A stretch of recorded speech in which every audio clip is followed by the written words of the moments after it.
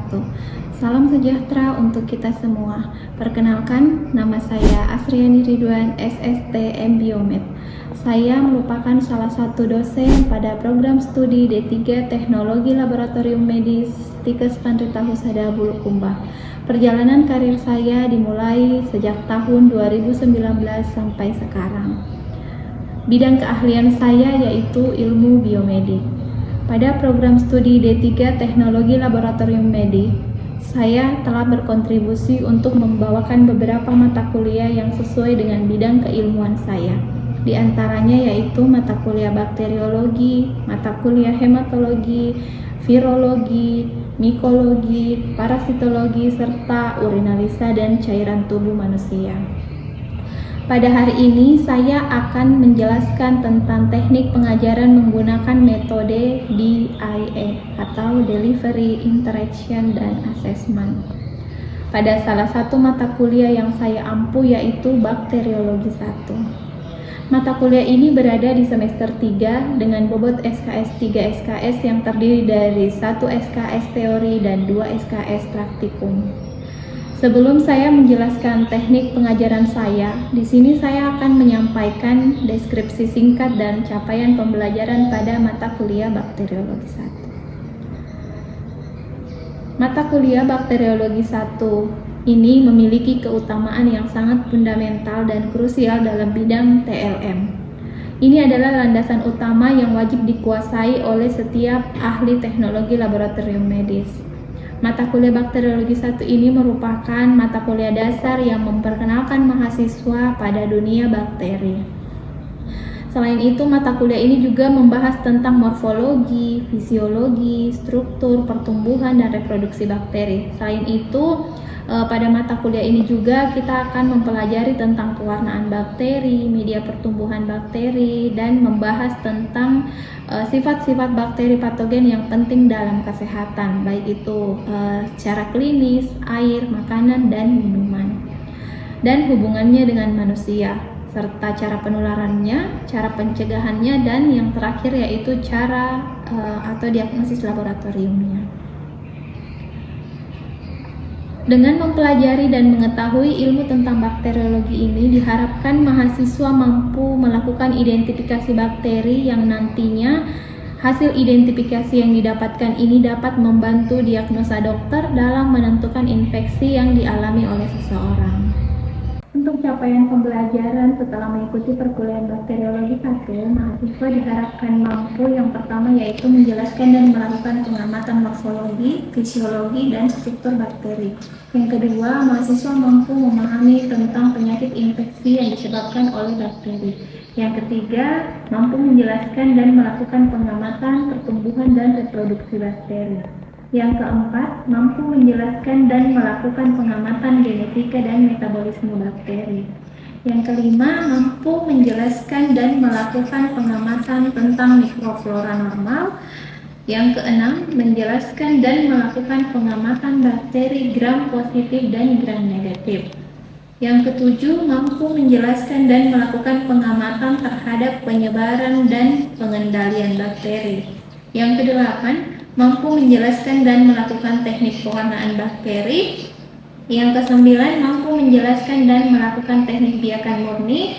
Dan yang terakhir yaitu mampu menjelaskan dan menghitung angka kuman bakteri. Setelah menjelaskan deskripsi singkat mata kuliah yang saya ampu, di sini saya akan menjelaskan teknik pengajaran saya dengan menggunakan metode Delivery, Interaction, dan Assessment. Yang pertama, untuk proses delivery, bagaimana saya menyampaikan perkuliahan. Nah, sebelum saya memulai penyampaian materi inti, saya akan terlebih dahulu menjelaskan deskripsi singkat dari pokok bahasan yang akan saya bawakan. Tujuannya adalah agar mahasiswa mendapatkan gambaran umum tentang topik yang akan dibahas dan relevansinya. Setelah itu, saya akan memberikan persepsi untuk mengaitkan materi baru dengan pengetahuan awal atau pengalaman mahasiswa sehingga mereka lebih siap untuk menerima informasi. Nah, metode perkuliahan yang akan saya gunakan adalah kombinasi dari beberapa pendekatan. Yang pertama yaitu ceramah interaktif dengan bantuan PPT. Kemudian kajian textbook dan praktik laboratorium dan demonstrasi langsung. Selanjutnya yang kedua yaitu proses interaction ataupun bagaimana saya berinteraksi dengan mahasiswa. Saya menerapkan pendekatan interaktif yang melibatkan mahasiswa baik di dalam maupun di luar kelas untuk memastikan pemahaman dan keterlibatan aktif mereka dalam mata kuliah ini.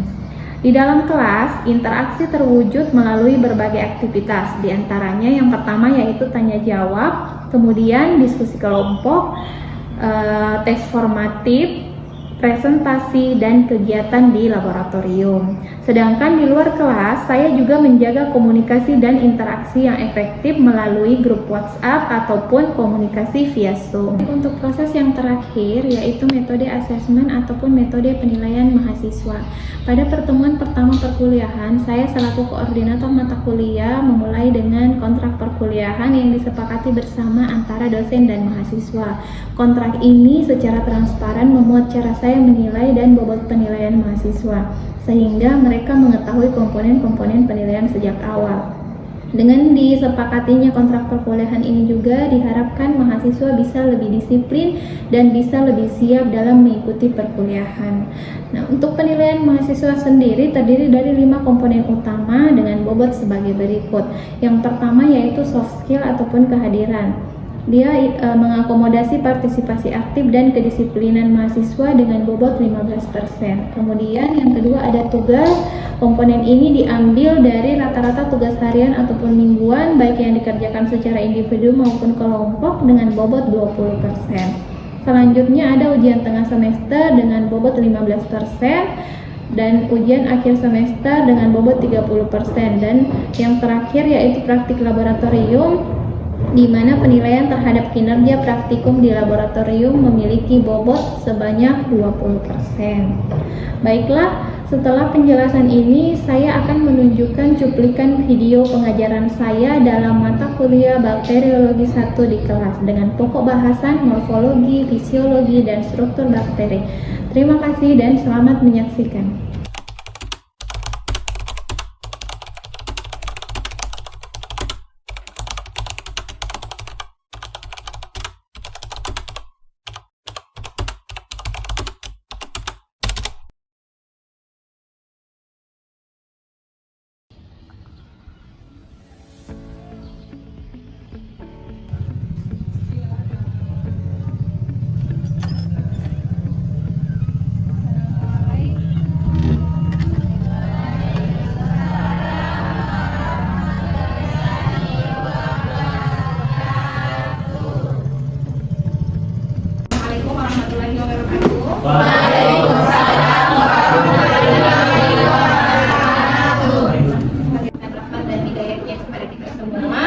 Sehingga kita masih kesempatan bersama-sama di ruangan ini dalam proses belajar morfologi, fisiologi, dan struktur bakteri.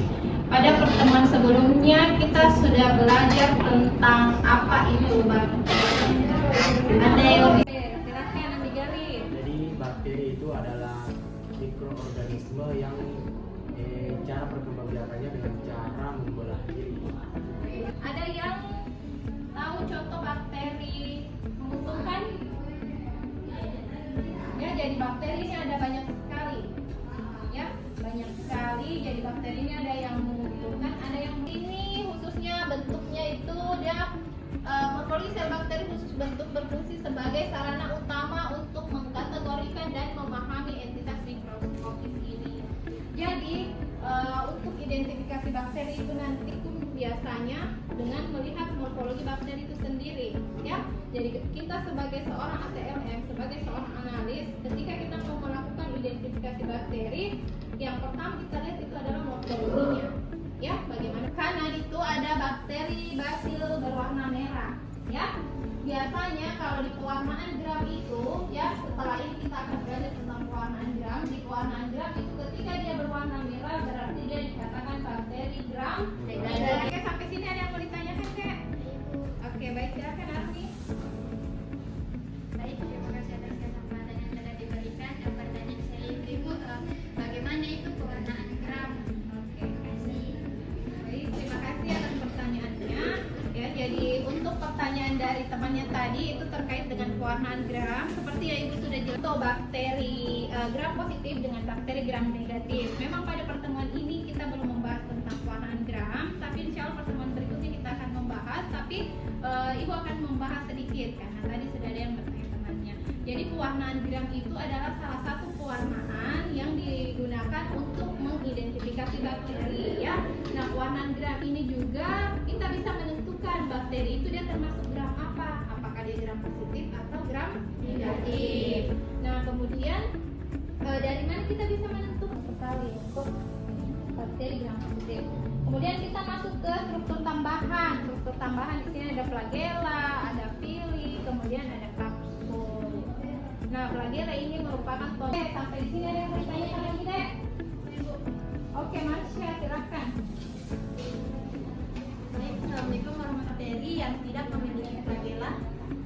Oke, baik, terima kasih banyak atas pertanyaannya. Jadi pertanyaan dari temannya tadi itu apakah ada bakteri yang, jadi kita jawab. Untuk pertanyaan dari Marsha tadi itu apakah ada yang jadi ada namanya bakteri yang tidak memiliki flagella, itu ada namanya ya. Jadi ini kita bisa lihat gambar yang di atas yang ditampilkan itu merupakan jenis-jenis flagella. Ada amfitrit, ada lophotrit, dan ada beletrit. Nah, untuk yang pertama, memiliki flagella di seluruh permukaan tubuhnya. Ya, sampai di sini dipahami, Dek? Ya, Bu. Oke, baik. Nah, ini struktur lain. Lihat ini toh. Ini adalah spora sentral, di mana sporanya berada pas di tengah bakterinya ya, di tengah. Kemudian untuk spora subterminal ini dia berada antara tengah dengan ujungnya ya, yang subterminal. Kemudian spora terminal itu dia sudah berada di ujung. Sekarang Ibu mau bertanya terkait apa yang Ibu sudah jelaskan tadi. Ada enggak yang bisa gambarkan Ibu bentuk-bentuk bakteri kokus yang Ibu sudah jelaskan tadi?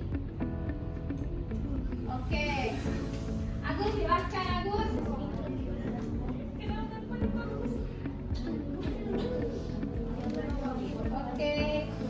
Oke, yang berbentuk kokus. Coba perhatikan. Untuk yang bakteri yang berbentuk seperti buah anggur tadi ini dinamakan Staphylococcus. Kemudian yang berbentuk seperti rantai itu dia adalah Streptococcus. Selanjutnya kalau dia hanya sendiri, kokusnya sendiri itu dia disebut monococcus. Kemudian kalau kokusnya ada 4 seperti ini dia disebut tetracoccus. Nah, yang perlu kita perhatikan di sini dan yang lagi untuk jenis-jenis flagella yang Ibu sudah jelaskan tadi, siapa yang bisa menggambarkan di atas? Oke, Putri Amelia silakan. Untuk jenis-jenis flagella ya yang Ibu sudah jelaskan tadi.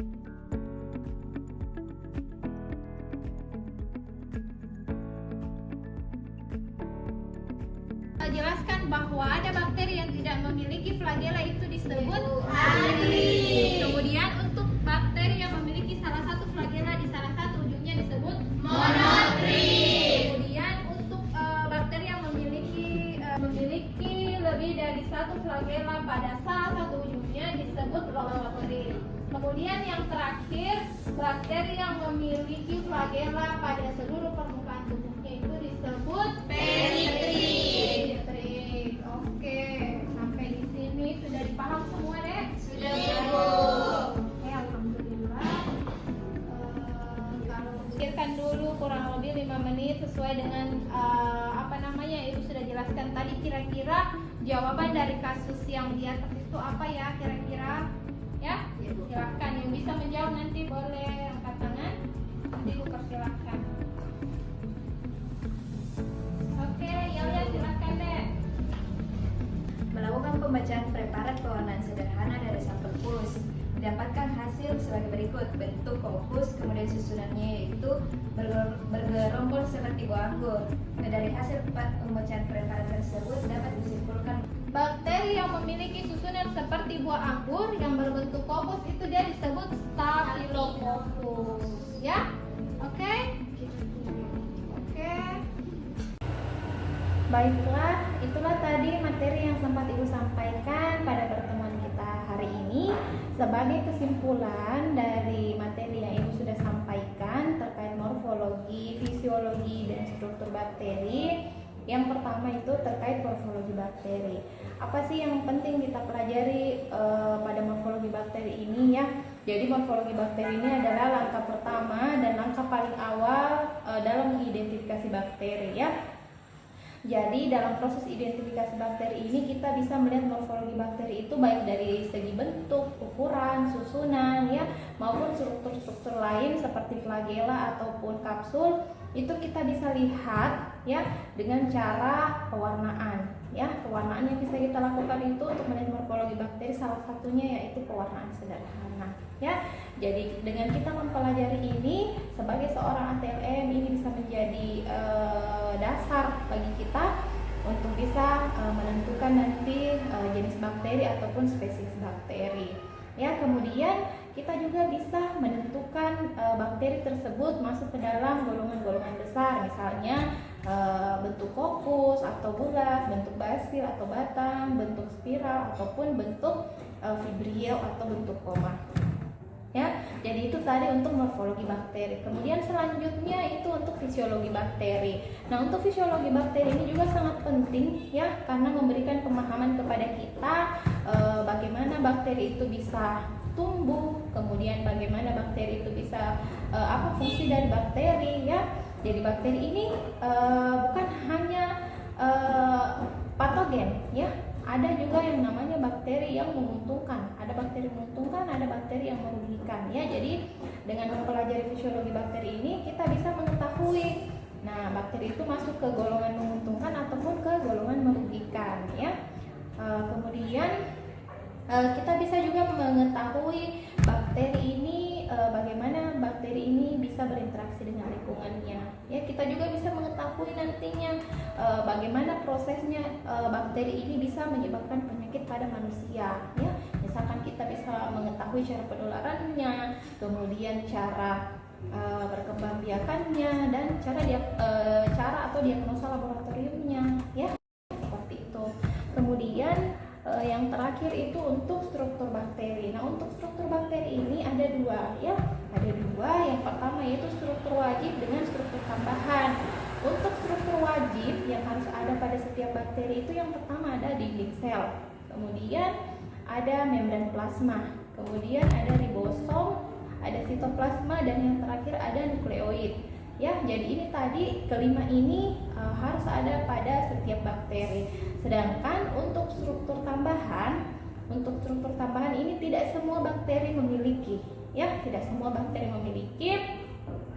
Contohnya itu struktur tambahan ada flagela, kemudian ada kapsul, kemudian ada spora, ya itu merupakan ada fili atau fimbria, itu merupakan struktur-struktur tambahan pada bakteri. Seperti yang Ibu sudah jelaskan sebelumnya, misalkan pada struktur tambahan ada bakteri yang memiliki flagela, ada yang tidak. Yang memiliki flagela tadi itu ada jenis-jenisnya lagi, misalkan ada monotrik, ada ampitrik, ada peritrik, dan ada peritrik. Ada peritrik, monotrik, lopotrik, dan ampitrik. Sedangkan untuk yang tidak memiliki flagela itu bakterinya disebut atrik, ya. Ini yang untuk yang tidak memiliki flagela.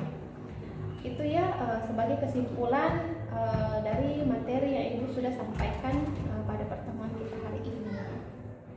Selanjutnya, sebelum Ibu menutup perkuliahan kita hari ini, silahkan adik-adik semua melakukan absensi pada platform Sevima menggunakan akun masing-masing, ya. Silahkan deh kita melakukan absensi.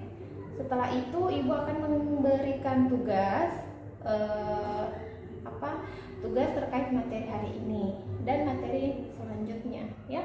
Jadi untuk tugasnya yaitu silahkan dibagi kelompok menjadi 6 kelompok, ya. Dibagi menjadi 6 kelompok. Ibu akan berikan topik, kemudian nanti didiskusikan bersama teman-teman kelompoknya, dan kita akan presentasikan tugasnya ini minggu depan insya Allah, ya.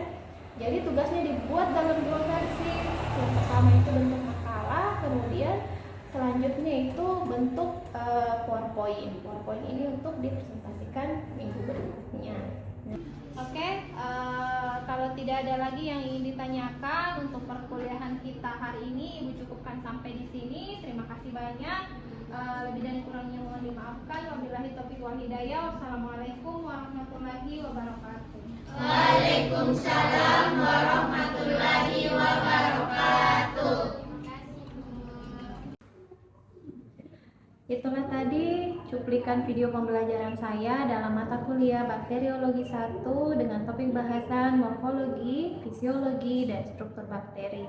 Video pembelajaran ini dibuat sebagai video pernyataan diri dosen dalam unjuk kerja Tridharma Perguruan Tinggi yang merupakan persyaratan untuk mengikuti sertifikasi dosen tahun 2025.